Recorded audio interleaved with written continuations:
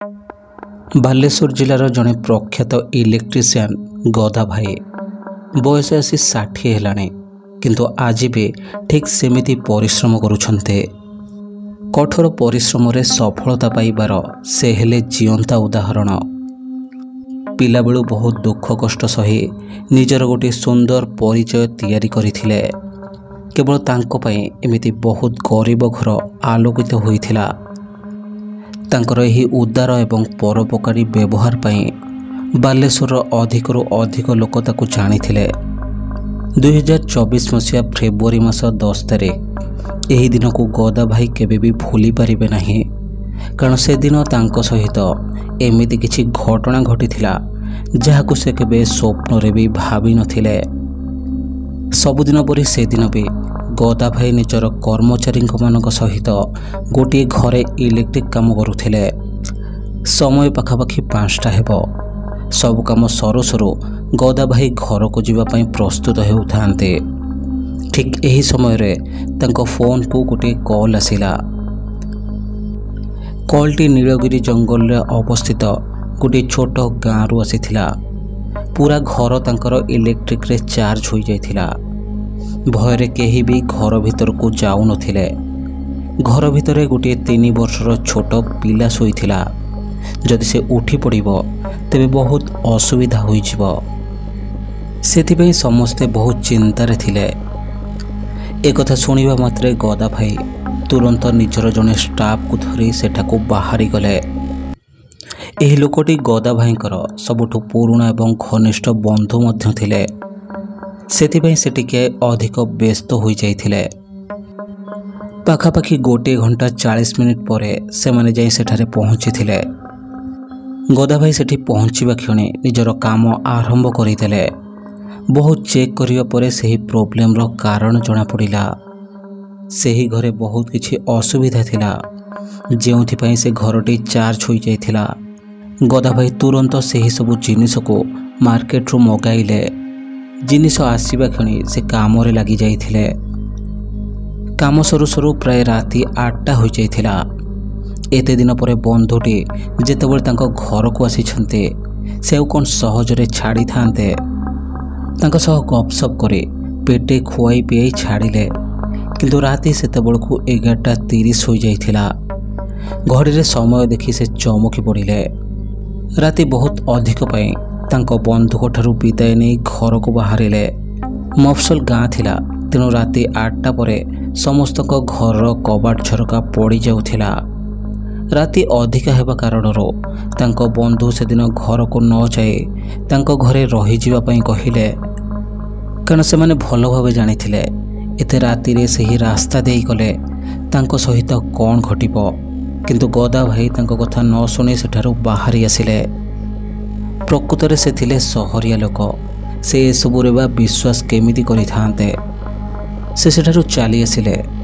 ଚାରିଆଡ଼େ ବହୁତ ସୁନସାନ ଏବଂ ବହୁତ ଅନ୍ଧାର ଥିଲା। ରାସ୍ତାରେ ଗୋଟିଏ କୁକୁର ବି ଦେଖିବାକୁ ମିଳୁନଥିଲା। ଏମିତି ଅନୁଭବ ହେଉଥିଲା ସତେ ଯେମିତି ସେଇଟା ଗୋଟିଏ ମରୁଭୂମି। କେବଳ ଛକମାନଙ୍କରେ ଗୋଟିଏ ଗୋଟିଏ ଲାଇଟ୍ ଜଳୁଥିଲା। ହଠାତ୍ କୁକୁରମାନଙ୍କ ରଡ଼ି ମନରେ ଭୟକୁ ଦ୍ୱିଗୁଣିତ କରିଦେଉଥିଲା। ଘନ ଘନ ଅନ୍ଧାର, ପୁଣି ଏତେ ସୁନସାନ ଜାଗା, ସତରେ ବହୁତ ଅଣନିଶ୍ୱାସୀ ଲାଗୁଥିଲା। କେତେବେଳେ ଯାଇ ପହଞ୍ଚିବେ କେବଳ ସେଇ କଥା ଭାବୁଥିଲେ ସେ। ପାଖାପାଖି 13 କି 14 କିଲୋମିଟର ଡ୍ରାଇଭ୍ କଲା ପରେ ଜଙ୍ଗଲର ସେଇ ନିକଞ୍ଚ ରାସ୍ତା ପଡ଼ିଲା। ସେ ରାସ୍ତା ଆହୁରି ନିଛାଟିଆ ଏବଂ ଭୟଙ୍କର ଲାଗୁଥିଲା। ରାସ୍ତାର 2 ପାର୍ଶ୍ୱରେ ଗଛମାନଙ୍କର ମୁଣ୍ଡ ଛଡ଼ା ଦୂର ଦୂର ଯାଏଁ କିଛି ବି ଦେଖାଯାଉନଥିଲା। କିଛି ବାଟ ଆସିବା ପରେ ହଠାତ୍ ଗୋଟିଏ ଛୋଟ ପିଲାର କାନ୍ଦ ଶୁଭିଲା। ଗଦା ଭାଇ ତୁରନ୍ତ ସେଠି ଅଟକିଗଲେ, କାରଣ ଆଜିକାଲି ଯେମିତି ଜମାନା ହେଲାଣି, ଛୁଆ କାନ୍ଦିବା କିଛି ଆଶ୍ଚର୍ଯ୍ୟକର କଥା ନଥିଲା। ଗଦା ଭାଇ ଗାଡ଼ିକୁ ରଖି ପିଲାର କାନ୍ଦ ଶୁଭୁଥିବା ଦିଗକୁ ଗଲେ। ପିଲାର କାନ୍ଦ ସେହି ପାଖରେ ଶୁଭୁଥିଲା, ହେଲେ କିଛି ଜଣାପଡ଼ୁନଥିଲା, କାରଣ ସେ ପିଲାର କାନ୍ଦ ପୁରା ଜଙ୍ଗଲ ସାରା ପ୍ରତିଧ୍ୱନିତ ହେଉଥିଲା। କିଛି ସମୟ ପରେ ସେ ଛୋଟ ପିଲାଟିର କାନ୍ଦ ବନ୍ଦ ହୋଇଗଲା, କିନ୍ତୁ ଗଦା ଭାଇ ତାକୁ କେଉଁଠି ବି ଖୋଜିକି ପାଇଲେନି। ଚାରିଆଡ଼କୁ ଚାହିଁଲେ, କିନ୍ତୁ କିଛି କାହିଁ ଜଣାଗଲାନି। ପିଲା କାନ୍ଦ ବନ୍ଦ ହୋଇଯିବା ଗଦା ଭାଇଙ୍କ ମନରେ ଗୋଟିଏ ବଡ଼ ପ୍ରଶ୍ନ ଆଣିଥିଲା। ଏମିତି ନିଛାଟିଆ ରାସ୍ତାରେ ବି ବେଶୀ ସମୟ ରହିବା ଠିକ୍ ନୁହେଁ। ସେଥିପାଇଁ ଗଦା ଭାଇ ତାଙ୍କ ଗାଡ଼ି ପାଖକୁ ଫେରି ଆସିଲେ ଆଉ ଗାଡ଼ି ଷ୍ଟାର୍ଟ କରି ପୁଣି ଆଗକୁ ଚାଲିଲେ। ଟିକେ ଆଗକୁ ଯାଇଛନ୍ତି କି ପୁଣି ଥରେ ସେହି ପିଲାର କାନ୍ଦ ଶୁଭିଲା। ଗଦା ଭାଇ ପୁଣି ଗାଡ଼ିକୁ ଠିଆ କରିଲେ ଆଉ ଚାରିଆଡ଼କୁ ଭଲ ଭାବରେ ଚାହିଁଲେ, କିନ୍ତୁ ଚାରିଆଡ଼େ ଅନ୍ଧାର ଥିବା କାରଣରୁ ଠିକ୍ ସେ କିଛି ଦେଖାଯାଉନଥିଲା।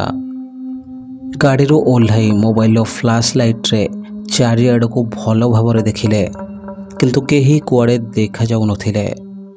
ପୁଣି ସେହି ପିଲାର କାନ୍ଦ ବନ୍ଦ ହୋଇଗଲା। ଏହି ଘଞ୍ଚ ଜଙ୍ଗଲରେ ଏମିତି ଆଶ୍ଚର୍ଯ୍ୟଜନକ ଘଟଣା ଗଦା ଭାଇଙ୍କ ଭିତରେ ଭୟର ସୀମାକୁ ବଢ଼ାଇ ଦେଇଥିଲା, କାରଣ ତାଙ୍କୁ କିଛି ଅଲଗା ଅନୁଭବ ହେବାକୁ ଲାଗିଥିଲା। ସଙ୍ଗେ ସଙ୍ଗେ ସେ ଗାଡ଼ି ପାଖକୁ ପଳାଇ ଆସିଲେ ଆଉ ଗାଡ଼ି ଷ୍ଟାର୍ଟ କରିଲେ। ସେ ଯେମିତି ଗାଡ଼ି ଷ୍ଟାର୍ଟ କରିଛନ୍ତି, ଗାଡ଼ି ଲାଇଟ୍ରେ କିଛି ଦେଖିବାକୁ ପାଇଲେ। ରାସ୍ତାର ଆର ପାର୍ଶ୍ୱରେ ଜଣେ ମହିଳା ହାତରେ ଗୋଟିଏ ଛୋଟ ପିଲାକୁ ଧରି ଚାଲୁଥିଲା।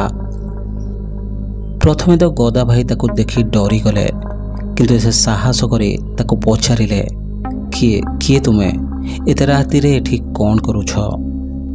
କିନ୍ତୁ ସେ ମହିଳା ଜଣକ ଗଦା ଭାଇଙ୍କର ଏହି ପ୍ରଶ୍ନର କିଛି ବି ଉତ୍ତର ଦେଲାନି।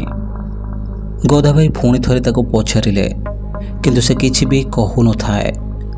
ଏତିକିବେଳେ ତାଙ୍କ କର୍ମଚାରୀ ବାପୁନ କହିଲା, ଆରେ ଭାଇ, ତୁମେ ପାଗଳ ହୋଇଯାଇଛ ନା କ'ଣ?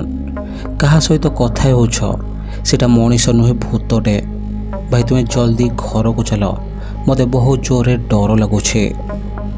ଗଦା ଭାଇ ତା କଥା ଶୁଣି ଯେତେବେଳେ ଆଉ ଥରେ ସେ ଜାଗାକୁ ଦେଖନ୍ତି, ସେଠାରେ ଆଉ କେହି ନଥିଲେ। ସେ ବିଶ୍ୱାସ କରିପାରୁନଥିଲେ ଯେ ସତରେ କ'ଣ ଏମିତି ହୋଇପାରେ। ଭୟରେ ତାଙ୍କ ହାତ ଗୋଡ଼ ଥରୁଥିଲା, ଦେହର ଲୋମ ସବୁ ଟାଙ୍କୁରି ଉଠୁଥିଲା। ସେ ଆଉ କିଛି ନ କହି ପୁରା ସ୍ପିଡ଼ରେ ଆଗକୁ ଚାଲିଲେ। ରାସ୍ତାରେ ବହୁତ ଚିତ୍କାର ଶୁଣାଗଲା, କିନ୍ତୁ ସେ ଆଉ ଗାଡ଼ି କେଉଁଠି ବି ଅଟକାଇଲେ ନାହିଁ। ତାଙ୍କୁ ଏଇଟା ବୁଝିବାରେ ବାକି ନଥିଲା ଯେ ସେ ଯଦି ଭୁଲରେ ବି ଗାଡ଼ି ସେଠି ଠିଆ କରନ୍ତେ, ତେବେ ତାଙ୍କ ସହିତ କ'ଣ ଘଟିବ।